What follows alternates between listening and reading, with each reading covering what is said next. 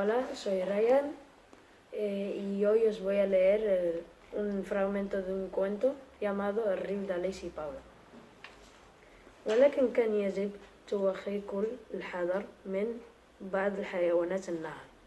قال أليكس ورفقائه يدركون تماما أن عليهم مراقبة إليزابيث الثعبان. بيبا طائر الملك الحزين، ألبرت التترك، وماريا لويس السلحفاة. إن لم يأخذوا الحذر عند لعبهم كانوا يمكن أن يؤول بهم المطاف في بطن هولاء. Hola, me llamo Ryan, tengo 12 años y hoy voy a leer El río de ليسي باولا نهر.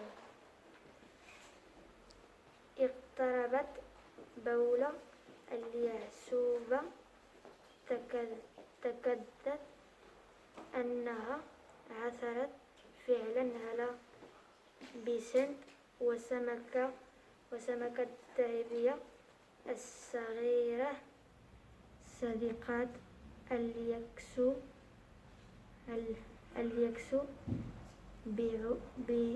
بدون تردد نزلت والقت به في الماء.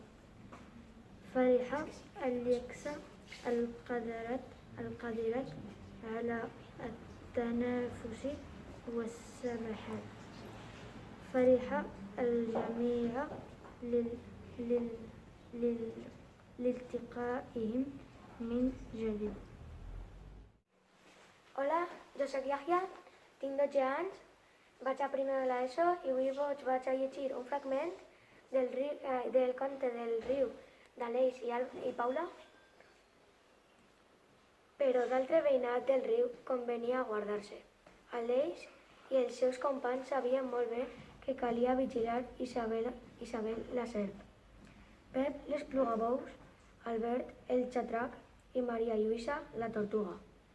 Si no portaven compte mentre estaven jugant, podien acabar dins del seu estómac.